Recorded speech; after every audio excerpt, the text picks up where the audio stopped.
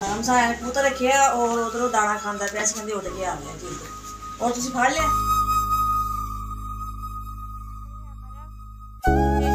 और पाइया पका लिया जी गुड़ वाले।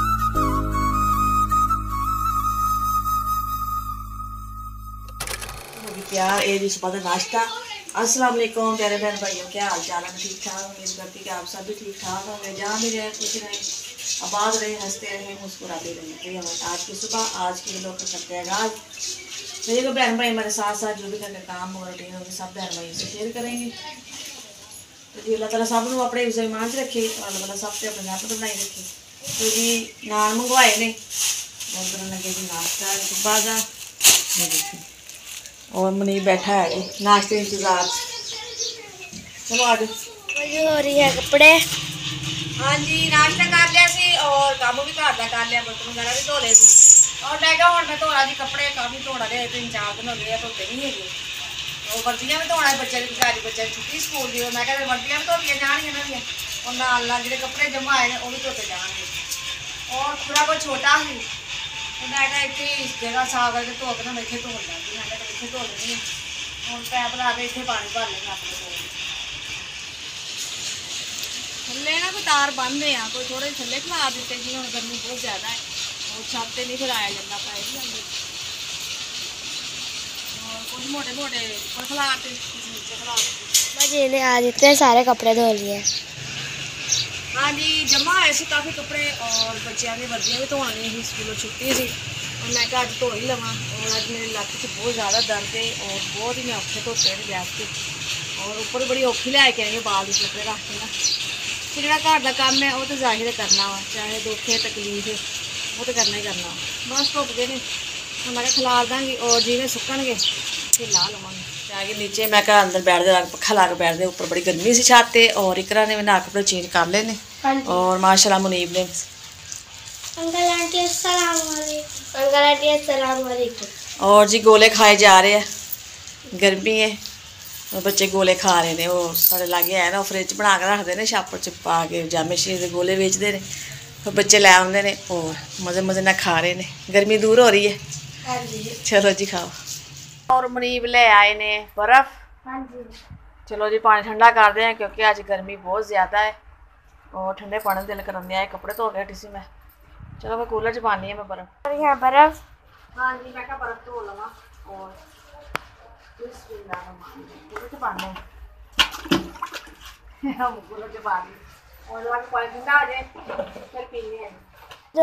बर्तन।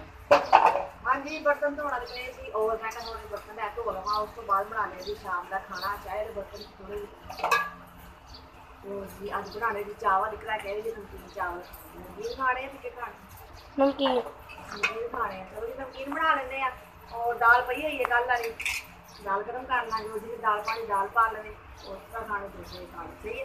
हाँ जी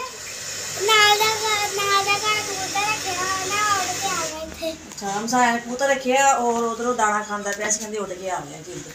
और तुसी फड़ लिया? चलो फिर नाल जा घर गया हम सारे घर लभदे नहीं उनको तो आंटी थोड़ा कबूतर आया अपना कबूतर लै लो सही है। चलो छोड़ो तो जी एक प्याज काट लिया मैं छोटा आ गया और घ्यो पा देता है और चावल मैं धो के अच्छी तरह और भें के रख ले सी पानी पा के ना और एक पावा मेरी छोटा है टमाटर और सिर्फ प्याज का तड़का लाना हल्का जा फिर दाल पई हुई है और दाल पा लेंगे चावल।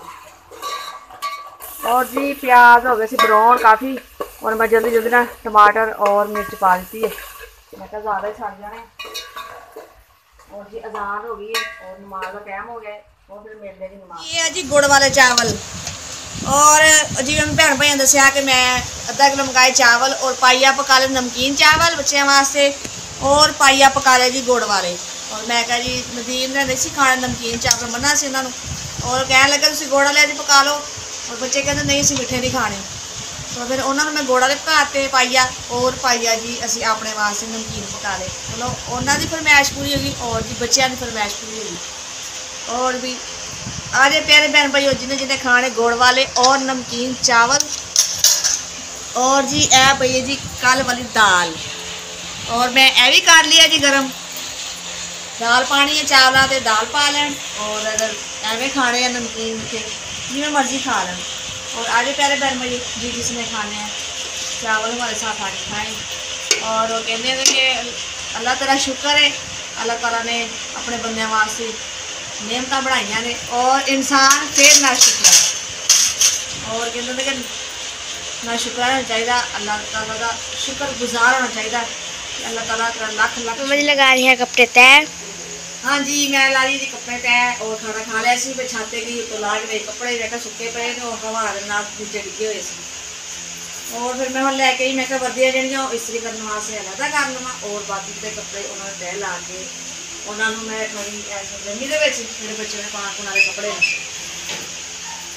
और फिर बनाने चाय और चाय पीने और चार पाई मैं बेड के उत्ते बिछा दी है क्योंकि थले सलाब बहुत ज़्यादा सी और सर्दियों के कपड़े कुपड़े बुने हुए सी बोरिया च पाए सी और नीचे बहुत भी फर्श गिला गिला और मैं ना बेड के उत्ते देखो खिलारा घर के होंगे समेट और मैं समेट के थले वाल दिता। बाकी जगह होगी सारी खाली कपड़े मैं सारे तय ला के रख दिते सी और वर्दियाँ भी कर लिया मैं प्रेस इतना और पनीर की मैं सुबह हम स्कूल लग जाता जल्दी अगे लगता से देर ना और टाइम हो गया चेंज क्योंकि गर्मी है और स्कूल भी सुबह 7:30 स्कूल हो गए और 1:30 बजे छुट्टी करा 12:30।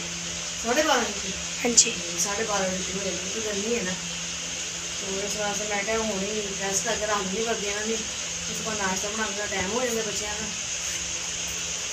और मुनीर माशाल्लाह सो गया और हम असं कर रहे सोने की तैयारी।